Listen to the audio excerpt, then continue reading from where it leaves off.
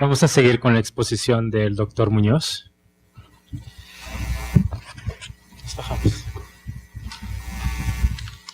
Hola, ¿qué tal? Buenos días a todos. Gracias al ITAM, Claudia, por invitarme a dar esta plática. Voy a aprovechar la siguiente media hora para estar hablando de un instrumento económico en concreto, que es el programa de pago por servicios ambientales, y en concreto la idea es ver qué agenda hay en términos de políticas públicas para hacer de este instrumento un instrumento más efectivo. Entonces, vamos a comenzar. De los aproximadamente 60 millones de hectáreas de bosques y selvas que tenemos en México, hemos experimentado una gran deforestación y muy rápida. Estos son los datos para los 90s y pueden ustedes ver claramente que la pérdida de los bosques y las selvas ha sido acompañada al mismo tiempo de un crecimiento de los terrenos de cultivo y de los pastizales. Es decir, nuestra deforestación en primer lugar está motivada por un cambio de uso de suelo voluntario por parte de los dueños de la tierra. Dejan los bosques, lo cambian por un uso que les genera más ingresos y principalmente eso ha traído las tasas de deforestación de 1% que observamos en los 90s, yéndose alrededor del 1% ya en los 2000s y ya en esta década probablemente a medio punto porcentual, 3/4 de punto porcentual.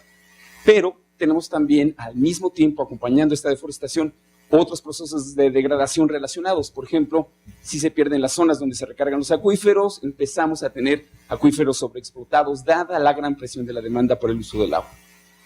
Esta idea generó el instrumento que vamos a estar evaluando ahorita nosotros. El pago por servicios ambientales lo que busca es compensar esos ingresos que obtendrían por el cambio de uso de suelo los dueños de la tierra para que dejen los bosques y dejen las selvas allá, a través de un contrato condicional. Si la conservación ocurre, entonces ocurre el pago. Esta idea está basada en compensar el sacrificio que haría la gente, el costo de oportunidad de mantenerlos, que tiene que ver con que están generando muchos beneficios ambientales que no les son reconocidos por el mercado. Es decir, busca cubrir una falla del mercado en retribuir esos bienes y servicios, porque sí retribuye la ganadería, porque hay un mercado de carne, sí hay un mercado agrícola y inclusive hay un mercado maderero, pero no hay de los servicios de recarga de acuífero, la captura de carbono, o están haciendo, y muy pocos relacionados con biodiversidad. Bueno, esto era lo que nos platicaban en la sesión de ayer, el grado de pobreza o las diferentes dimensiones de la pobreza en México, y les quería enseñar rápidamente un mapa de CONAPO. Cada uno de esos puntos en rojo representa una comunidad que está en alta o muy alta marginación. Y si se acuerdan, cuando nosotros veíamos el mapa de bosques y selvas, vean, guárdenlo eso en su memoria y vean ahora el de la distribución de la pobreza en México. Están muy, muy correlacionados. Es decir, la mayor parte de los dueños de los bosques y selvas en México son pobres y por eso la falla del mercado es doblemente grave, porque no solo no obtienen ingresos y toman la decisión correcta para ellos, pero equivocada a nivel social, sino a la vez cualquier protección que hagamos incrementa la pobreza porque les cancela esas fuentes de ingreso. Sé que muchos de ustedes trabajan en formas alternativas de generar ingreso y eso va cerrando la brecha, pero ustedes mismos reconocen que la brecha no se ha cerrado en todos lados, sino ya no tendríamos las tasas de deforestación. O vamos a ponerlo así, todos los esfuerzos hechos para que el mercado de la madera, el mercado de ecoturismo, el mercado de especies no maderables hayan crecido y han crecido en estas 2 décadas, de hecho es parte del éxito en haber reducido la tasa de deforestación. Pero bueno, el reto tiene 3 elementos. Neutralizar los subsidios agropecuarios. Fue la historia que vimos ayer en la mañana. Subsidios al diésel agropecuario, subsidios a los plaguicidas, la electricidad para bombear agua. Son todas cosas que hacen artificialmente rentable lo agropecuario. Por otro lado, está este problema que Leti Merino y su grupo trabajan mucho, que son, pues hay un problema de acción colectiva, hay que ayudar a que la gente se ponga de acuerdo, hay que conectarse. El mismo capital social del que nos hablaba Alejandro Guevara ayer es parte de lo que va a echar a andar a estas empresas de negocios madereros y de negocios basados en mantener los bosques y las selvas. Entonces, el tercer elemento es un instrumento complementario. O sea, tenemos que entender a pago por servicios ambientales como complementando estas 2 piezas de la estrategia. Y son piezas que todavía están en qué hacer. La idea de la compensación ya lo mencionamos y quiero concentrarme ahorita en cómo evaluamos si funcionó o no el instrumento. Una cosa es echar a andar los instrumentos y otra cosa es tener evidencia de que sí funcionaron. Todos ustedes que vienen de las ciencias biológicas, pues ustedes arrancaron con el método científico, ¿no? La idea es aplicar exactamente lo mismo para la economía. ¿Cómo podemos saber y a la política? ¿Cómo podemos saber si una política funcionó o no? Pues lo ideal sería tener un grupo control y un grupo experimental. Hay formas de hacerlo y de hecho la forma en la cual diseñamos y construimos pago por servicios ambientales tiene algunos elementos cuasi experimentales que nos van a poder decir si funcionaron o no. Básicamente lo que queremos ver es la deforestación que hubo con la que hubiera habido. Y cómo construir lo que hubiera habido, pues tiene que depender de una predicción. Y predecir siempre es difícil, porque la realidad va a ser distinta, pero si tenemos nosotros un buen modelo, podemos acercarnos a qué es lo que hubiera pasado. El verdadero problema de usar las líneas de base naives, que sería decir, pues nos seguiremos deforestando a 1% anual, o 300,000 hectáreas anuales. El problema de pensar en eso es que no nos permite juzgar a nivel micro, a nivel, este ejido sí tuvo un programa y este otro ejido no tuvo un programa, porque no les podemos aplicar la misma tasa promedio que todo el país. Entonces necesitamos construir un modelo desagregado de predicción de la deforestación para ver si hubo una diferencia o no en el resultado. La cuarta manera, la ex post, es una buena manera de predecir, que es predecir lo que ya pasó.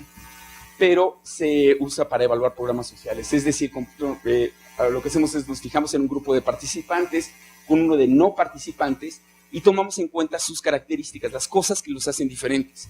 Por ejemplo, si se diera una medicina a un niño, no podríamos juzgar, y a otro no, y vemos si se enfermaron o no después de un tiempo. No sería justo compararlos si son de dos grupos de ingreso distintos, porque el niño de mayores ingresos probablemente esté mejor nutrido que el de menores ingresos. Si lo hacemos comparando a mismos niveles de ingreso, entonces ya tenemos una prueba más poderosa. La medicina funcionó dado que tenían buena nutrición o dado que no tenían buena nutrición. Es exactamente lo que vamos a ver ahorita, o lo que está en el artículo de 2011 en la revista española de Estudios Agrosociales y Pesqueros, y lo que sale en Ecological Economics en el artículo de 2008, que es en lo que está basado este artículo. Básicamente, matemáticamente lo diríamos como el resultado que vemos, deforestación o no, depende de una serie de características básicas de cuál es la pendiente, cuál es el tipo de terreno, cuál es el tipo de ecosistema, lluvia que hay, el efecto del programa y luego todo lo demás que no podríamos medir, o que son los efectos aleatorios, las cosas que no sabemos que están allá. Si alguien participó en el programa, tendría el efecto de beta 2 y si no hubiera participado, sería solamente esta parte. Entonces, con eso vamos a hacer la evaluación del programa, pero basándonos siempre en este mantra. Sabemos que los modelos nos van a acercar a la realidad, nunca van a ser tan complejos como la realidad, pero la idea es que nos sean útiles para medir. Vamos a estar utilizando el modelo ex post porque vamos a revisar el programa durante sus 3-4 primeros años, 2003-2007. Y podemos construir podemos medir el efecto de emisiones evitadas por deforestación si medimos cuánta deforestación se evitó. Es un modelo económico basado en pensar a la gente como maximizadores de ingreso. Buscan obtener el mayor provecho de su tierra. La van a dedicar a lo que les genere más beneficios. Algunos de ellos son monetarios, pero otros son no monetarios. Si en parte son hierbas medicinales o quelites, eso se toma en cuenta al hacer la decisión, aunque no tengan un precio. Tomando en cuenta lo que tiene precio y lo que no tiene precio, pensamos que la gente toma la decisión individual o colectiva, si son grupos, y entonces viene la deforestación. Lo que tomamos son 153,000 píxeles en el año 2000, nos volvemos a observar esos 153,000 píxeles en el año 2007 y son muy variados. Es decir, hay unos que tienen mucha pendiente, otros poco pendiente, otros son de poblaciones pobres, otros son de poblaciones que no lo son tanto, algunas están en áreas naturales protegidas y otros no, y vean que lo que estamos haciendo es buscar muchas de esas variables de control para aislar el efecto que tuvo el programa en particular. Más o menos se ve así, las zonas en rojo se hubieran deforestado, las zonas en amarillo se hubieran degradado y las zonas en verde se mantuvieron bien conservadas. Nuestras 3 opciones, si era un bosque primario o si ya era un bosque secundario, que se mantuvo así, se deforestó totalmente o se regeneró. Entonces, aquí estas tres opciones, ¿cómo influyen las características del mercado? ¿Qué tan cerca está de un mercado donde puede vender lo agropecuario? De la pobreza de la gente, del tipo de terreno, su fertilidad y el programa. Podemos probar el efecto de pago por servicios ambientales, pero también nos podemos meter a otros instrumentos, el efecto de las áreas naturales protegidas, con su restricción a cambiar el uso del suelo y con sus apoyos para algunas actividades alternativas, y también las empresas forestales comunitarias, donde hay una empresa forestal y donde no, y cuál es la diferencia en el terreno en el cual tienen influencia. Pero también nos podemos meter a las cosas, a los incentivos negativos. Todo esto en verde ayuda a la conservación, pero en rojo, en naranja está los subsidios agropecuarios, o inclusive el puro mercado. El precio del maíz va subiendo, el precio de la carne va subiendo, y eso cambia la balanza de decisión costo-beneficio de la gente. Las variables explicativas, como les conté, son, todas están relacionadas con este modelo económico de la toma de decisiones y la influencia de las políticas públicas. Esta idea de, para juzgar si un instrumento funciona o no, hay que evaluarlo. Y los patrones son más o menos así. En rojo está el porcentaje de píxeles que se observa deforestados. En este eje tengo la distancia que hay en el camino, y ustedes pueden ver que el porcentaje de bosques que estaban a 15 minutos de un poblado, más del 25% se deforestó, pero luego se baja a 20, 19, 18, 15, 13, 12, y así va bajando el impacto de la distancia al mercado. ¿Por qué? Porque cuando uno va a colocar, vamos a decir, reses en el rastro más cercano, el costo del transporte te quita parte de la rentabilidad, te quita parte de la ganancia, hasta que eventualmente hay una distancia donde no conviene producir ganado y enviarlo al mercado. Este es el análisis de regresión, que básicamente es análisis estadístico para ver la influencia de cada una de las variables. Y la columna que les debe importar a ustedes es esta al final. Si probando si es significativo el efecto, es decir, si comparando con grupos similares, si hace una diferencia, es estadísticamente robusto, y resulta que sí. Y lo segundo que es importante es el signo de este número acá. Si es negativo, significa que su presencia reduce la deforestación.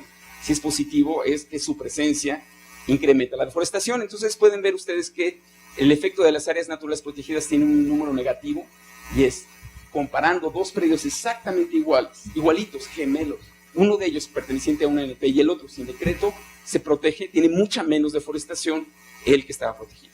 Sentido común, efecto, gracias a la CONAMP por hacer bien su trabajo. PROGAN, por otro lado, tiene un signo positivo, porque lo que pasa es que cuando el municipio está recibiendo mucho dinero de PROGAN, entonces se incrementa la deforestación, la tasa de deforestación que observemos, ceteris paribus, en lugares que reciben mucho, poco, nada de dinero de PROGAN, es mayor la tasa de deforestación donde más subsidios agropecuarios reciben. Y finalmente nuestro objetivo, que era evaluar el programa. ¿Funcionó pago por servicios ambientales? Aquí este signo negativo y este signo dicen que efectivamente redujeron en periodos que eran igualitos en todo la deforestación cuando hubo el pago. Un área natural protegida recibiendo PROGAN y cada vez tiene el pago por servicios ambientales, va a tener estos incentivos a favor y incentivos en contra. Es parte de lo que nos decía Mireya ahorita, que es, hay políticas contradictorias y algunas de ellas son la lógica de queremos más subsidios al campo, y por otro lado queremos proteger, y por otro lado queremos dar incentivos económicos a la conservación. Esta es la interacción de políticas públicas que tenemos varios instrumentos al mismo tiempo. Me salto la parte estadística, pero vean esto. No solo el modelo nos sirve para decir cuál fue el efecto de los programas, sino nos sirve para predecir dónde va a ocurrir la deforestación en el futuro. Porque si nosotros vimos que los bosques que estaban a 15 minutos de un poblado, terreno plano, muy fértiles, con subsidios de PROGAN, sin pago por servicios ambientales y fuera de una ANP, una tercera parte de ellos en 7 años ya no estaban. O sea, los vimos en el 2000 con el satélite, 7 años después una tercera parte de ellos no estaba. ¿Qué pasaría si yo les digo, ahorita tenemos bosques que están a 15 minutos de un pueblo, planos, tierra fértil, con subsidios de PROGAN, no tienen pago por servicios ambientales y no son parte de una ANP? ¿Cuántos de ellos que se van a deforestar en los próximos 7 años? No, un tercio. Recuerden que aquí lo que estamos haciendo es predecir la probabilidad de que ocurra. Un tercio ocurrió, si el modelo sigue, entonces un tercio continuará. Entonces, pero aún así es muy importante, porque si ustedes tuvieran un programa colocarlo en ese predio y uno que estuviera muy lejos, con poca pendiente, parte de una ANP, sin PROGAN, se deforestaría 1 de cada 100 hectáreas, 1 de cada 200 hectáreas. ¿Cuál de los dos programas ayudan? Bueno, el modelo para predecir es este y el Instituto Nacional de Ecología. El grupo de econometría tiene ya estos mapas, ustedes los pueden bajar directamente. Pero imagínense que ahí está Puerto Vallarta, todos los demás, las selvas medianas, secas que están alrededor, bosques vemos, probabilidad de deforestación no sabemos, ¿verdad? Pero no, porque tenemos el modelo que observando el pasado puede decirnos qué puede pasar. Y recuerden, no todos son exactos, pero si nosotros supimos, por ejemplo, los médicos que revisan como cuántos niños se enferman de este tipo de enfermedades con estas condiciones, más o menos pueden predecir qué es lo que va a pasar en los siguientes años, podemos usar lo mismo. Corremos el modelo con las características de pendiente, tipo de selva, etcétera, y vean lo que sale. Alrededor de Puerto Vallarta, todas estas zonas en rojo se deforestarían, mucho más rápido que las zonas que están en azul, y en el intermedio estarían todos los que tienen los otros colores. Con esto podemos acercarnos, si lo tenemos para todo el país, podemos ver qué es lo que pasó, cuántos puntos porcentuales de deforestación quitó el programa de pago por servicios ambientales, cuántas hectáreas no se deforestaron y por lo tanto cuánto carbono no se liberó a la atmósfera. Si le ponemos una capa biológica, podrían decir cuánto del ecosistema no se fragmentó gracias a que hubo algunos ejidos y comunidades que tuvieron el incentivo de conservar cuando, dejados solo al mercado, no lo hubieran hecho. Así es que, vean, qué tan bueno es el modelo. Usando los datos de los 90s, lo aplicamos y buscamos ver si hubiera sido una buena predicción. Y vean, las zonas que estaban en rojo, voy a ponerlo aquí, todo lo que estaba en rojo, ¿cuánto se deforestó? De hecho, entre 2000 y 2007, cerca del 8%. Después, 3.4, 1.8, 0.9 y 0.3. La predicción no es perfecta, pero sirve muchísimo porque lo que está en color rojo tiene el doble de deforestación que es su siguiente quintil que sale en naranja, que es su siguiente quintil que sale en amarillo. Cualquier programa que está focalizado a esas zonas es como un programa de vacunación que fuera a los lugares donde sabemos que va a haber más probabilidad de enfermedad, es decir, donde el instrumento haría una mayor diferencia en cambiar el comportamiento. Los mapas existen para Oaxaca, ya los puso a disposición pública el INE, existen para el Estado de México, para todos y cada uno de los estados. Es que voy a aprovechar los siguientes 5 minutos para platicar de esto. ¿Cómo veríamos el efecto de pago por servicios ambientales en términos de hectáreas? Simplemente aplicamos a cada uno de los píxeles cuál es la probabilidad que esperaríamos que ocurriera la deforestación y lo comparamos con la que realmente hubo. Vamos a decir, en ausencia del programa de pago por servicios ambientales predecimos que una tercera parte de eso se va a deforestar. Luego vamos y checamos cuántos se deforestaron gracias al programa. La diferencia va a ser el efecto particular del programa. Por ejemplo, los participantes en pago por servicios ambientales durante estos primeros 4 años se deforestaron a una tasa de 0.6%. El resto del país durante estos 7 años se deforestó al 3.7%. ¿Esta diferencia la podemos atribuir a pago por servicios ambientales? Levante la mano que diga que sí. Muy bien. Muy bien. Levante la mano los que dicen que no. Y todos los demás, si están en la duda, bueno, vamos a ver. Tenemos 2 a favor de sí y 1 que no. Bueno, no se los podemos atribuir porque no son predios exactamente iguales. El programa, como estaba diseñado, era los primeros que estaban en la fila recibían el pago y los últimos esperaban. Era todavía antes de que hiciéramos las reformas para la focalización, para que los primeros que vinieran en la lista, que tuvieran mayor riesgo de deforestación y zonas más pobres, recibieran primero el pago y luego los demás. Pero podemos hacerlo. ¿Se acuerdan que habíamos dicho que este era el efecto general a los no participantes de los participantes? Lo que hacemos es le quitamos el efecto del programa y los comparamos. Entonces vean, los participantes, si no hubieran tenido el pago por servicios ambientales, hubieran tenido una tasa de 1.6%, es decir, eran unos de los que tenían menos presión, pero los que no participaron sí tuvieron el 3.7%. Esa diferencia, ese punto porcentual, esas 17,000 hectáreas, fue el efecto del programa en sus primeros 3 años. 17,000 hectáreas que se hubieran deforestado no se deforestaron gracias al cambio de incentivos. ¿Pudo haber sido más? Claro que sí. Si en vez de pagar a las zonas de colores intermedios, azul claro, naranja claro, se hubiera escogido principalmente, como luego cambiaron las reglas, zonas que estaban en rojo y en naranja, el efecto hubiera sido mucho mayor. Es como si hubiéramos dado la medicina a niños, a poblaciones que sabíamos que estaban en mayor riesgo. Lo mismo que hacen oportunidades. Perfecto. 10 quedamos. Ya me dieron 5 minutos más. Según yo estoy entre 5 y 10. Bueno, ¿qué hubiera pasado con esas 17,000 hectáreas? Podemos saber de qué son si eran 2,000 de pino, 4,000 de pino encino, 435 de bosque mesófilo. ¿Por qué lo sabemos a tanta exactitud? Porque sabemos cada píxel qué características tenía, cuántos píxeles de bosque mesófilo, cuántos píxeles de selva baja, y sabemos cuánto carbono tiene. Usando los datos del el INE sobre carbono arriba y abajo del suelo, más o menos son 3 millones de toneladas de carbono que no se emitieron gracias al efecto de pago por servicios ambientales en pagarle a algunos el costo de oportunidad, exigirles la conservación cuando no hubiera pasado. Esta parte me la voy a saltar porque hay poco tiempo, que es modelando qué pasa si el programa se repite, pero nos vamos a ver el reto de focalización, lo que les platicaba. Lo que ha estado pasando es que en 2006 se introdujo la forma de calificar las solicitudes. Primero van aquellas que vengan de zonas de más pobreza. Primero van aquellas que vengan con más presión a la deforestación. Primero vienen aquellas que tengan más servicios hidrológicos porque están en zonas sobreexplotadas.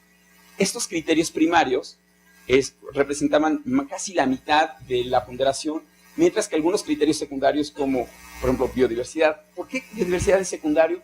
Porque este programa está para servicios hidrológicos. Y es dinero que viene de lo que se cobra en el agua, de lo que se le cobra a los municipios, a las empresas, a las presas, a los balnearios, por el uso de agua. Y más o menos el 2% de ese cobro se junta, lo junto a Hacienda, se lo da a CONAFOR y CONAFOR lo va pagando. Entonces está orientado a hidrológicos. Hay otro programa para carbono y hay otro programa para biodiversidad. Pero solamente pensando en lo hidrológico, cualquier cosa que fuera aquí valiosa, por ejemplo, criterios sociales podría ser si el comisariado está representado por mujeres o si pertenece a un grupo indígena. Son criterios valiosos, pero secundarios al objetivo principal, que es el pago por servicios hidrológicos. Aquellos que están aportando su pago de derechos en el artículo 228, 2 minutos 5, en promedio 3. Es lo bueno de saber estadística. Muy bien, ¿qué ha pasado a lo largo entre 2006 y 2010? La cantidad, el peso de los criterios primarios ha estado bajando, mientras han crecido un montón de esferitas de criterios secundarios. Puras cosas deseables. ¿Por qué? Por una cosa que en ciencia política le llaman la dinámica de comité, que es, llega un comité y dicen, tenemos que dar pago por servicios ambientales a zonas valiosas. ¿Qué les parece esto que es una zona que estaba prioritaria porque tiene problemas de migración? Sí, es criterio valioso, entonces lo meten. Pero el problema de meter nuevos criterios es que empieza a diluir los primarios. Esto lo que hace es que haya un efecto en el cual, en vez de concentrarse en las zonas donde el pago cambia el comportamiento, se empieza a ir a zonas que a lo mejor son valiosas, pero donde no habría un cambio en comportamiento, donde no hay mucha presión. Es decir, proteger las zonas en azul oscuro, dentro de 7 años, pago o no pago, 99% de esos bosques van a estar ahí. Entonces, pagar en zonas azules, por más valiosas que sean, tengan biodiversidad, grupos indígenas, etcétera, no va a haber un cambio de conducta. En términos de evaluación de políticas públicas, es una forma muy dura de verlo. En cambio, en las zonas que están en rojo, puede haber algunas que sean más valiosas que otras. Por ejemplo, una zona en rojo que fuera propiedad de comunidades indígenas que están queriendo conectarse a un corredor biológico con elementos de biodiversidad, sería lo primero, lo que más convendría, porque sería cambio de conducta y muchísimo valor ambiental. Probablemente en rojo hay algunos que son ganaderos ricos que no tienen presión económica para transformar por pobreza, solamente por ganancia, y que no tienen mucho valor biológico y probablemente tienen relativamente menos valor de agua. Entonces esas zonas serían importantes, se haría una diferencia, pero no sería tan valioso. Es decir, la sociedad no tiene tanto valor ambiental por su dinero, por el dinero invertido. Siguiendo esta lógica, vean cuál es el efecto. En 2008, estos fueron los predios que solicitaron. Había 5 predios que tenían 4 criterios de ambiental, social, biodiversidad, etcétera, mientras que algunos solo tenían 1. El hecho del peso de los criterios secundarios hizo que se seleccionaran muchos que tenían poco efecto en deforestación, en presión de deforestación y en valor hidrológico. La diferencia, si hubieran sido los criterios primarios los únicos que hubieran quedado, hubieran sido todos estos 5 predios importantes para el agua y con mucha presión hubieran sido escogidos. En vez de 59, los 171 que tenían importancia de agua superficial, agua subterránea, presión de deforestación hubieran sido escogidos. Es decir, las reglas del juego, las reglas de operación tienen mucha influencia en cuáles bosques se escogen y cuáles no. Y si queremos que haya una diferencia, tienen que ser aquellos que tienen más presión económica y mayor valor de sus servicios ambientales.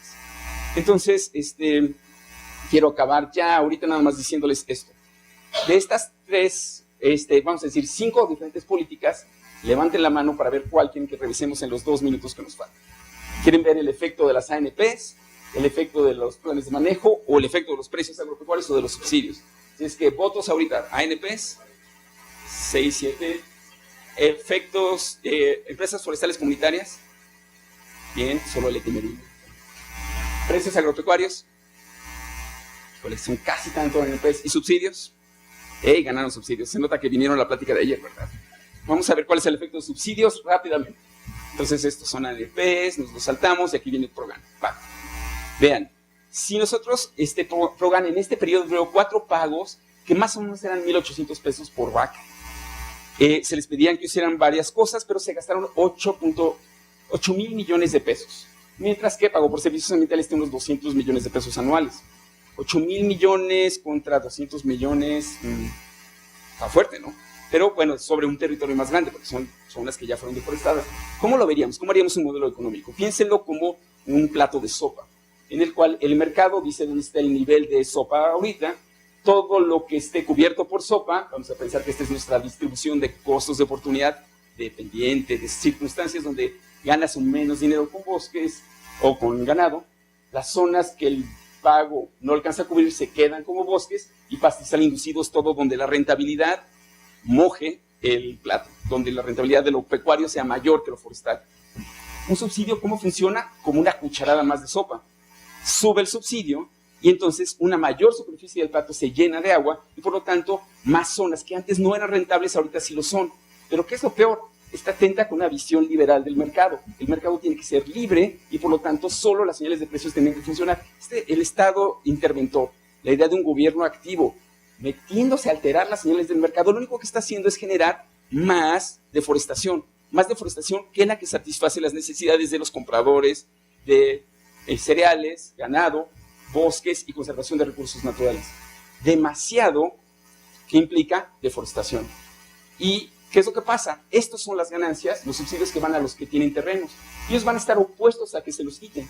¿Quién de ustedes se quiere meter entre un grupo de interés que recibe 8,800 millones de pesos y el medio ambiente?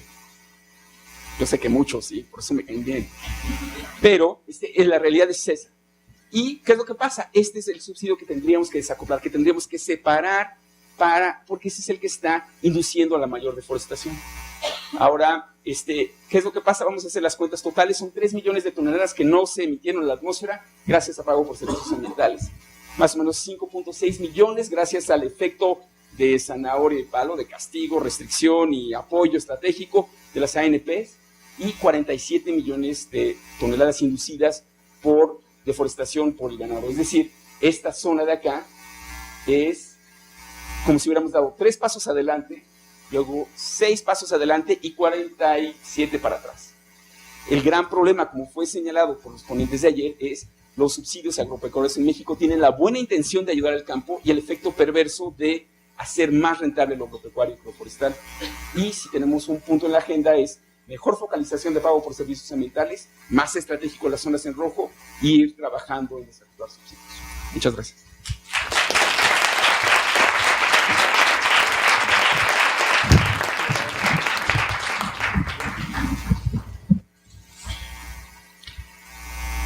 Gracias al doctor Carlos Muñoz. Vamos a seguir con la licenciada Marisol Rivera.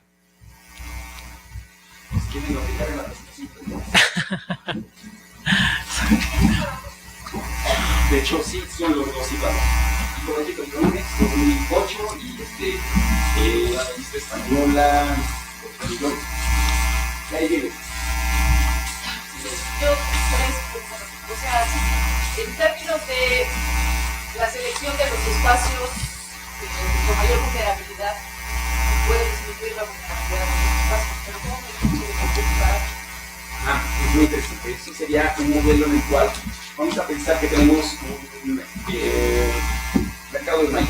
Y el mercado de maíz interno nos está dando, ¿cuánto fue la tonelada de maíz ahorita? Como unos 12,000 pesos. Vamos a pensar 12,000 pesos.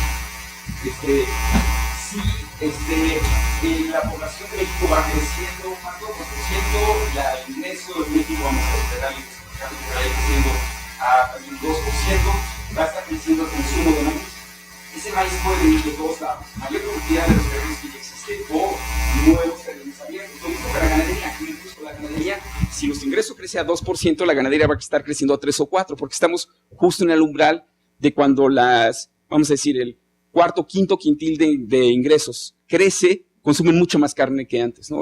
Ustedes del 10º decil probablemente ya consumen toda la carne que quisieran, incluso deben estar bajando si se están convirtiendo en vegetarianos, pero para la mayor parte de México va a estar creciendo el consumo de carne. Eso lo que pasaría es que sube el precio de la carne, haría que el mercado de carne subiera, y entonces el programa de pago por servicios ambientales protegió en una zona, impide que se abran nuevos terrenos ganaderos, sube el precio de la carne, y el precio de la carne induce un mayor efecto. Por eso es una carrera permanente. En la medida en la cual se vuelve más rentable lo agropecuario, tiene que ser más rentable la conservación. El efecto final, vamos a decir que estuviera mal calibrado, que el incremento de pago por servicios ambientales fuera muy pequeño. De hecho, vamos a pensar que son 400 pesos. Te eleva el efecto diluido en el mercado de la carne, probablemente sería muy chico, sería alrededor de un 2-3% de incremento en el precio de la carne porque bloqueas la expansión de algunos. 2-3% te induciría un poco más de deforestación, pero te induce también cambio tecnológico. La gente haría más productivos sus terrenos pecuarios, les pondría, no sé, sistemas silvopastoriles, mejor pasto, mejor ganado, y entonces eso absorbería el efecto. Entonces el efecto cucaracha realmente se llama efecto equilibrio general. Se vuelve más rentable en algunos lados y nos lo absorben. El efecto neto normalmente es cuando los mercados son muy grandes, muy pequeño, pero siempre tenemos que estar al pendiente. Que en este caso, para lo ambiental no funcionan y para lo agrícola y pecuario funcionan requete bien, y eso nos preocupa. Pero bueno, 2 preguntas, usted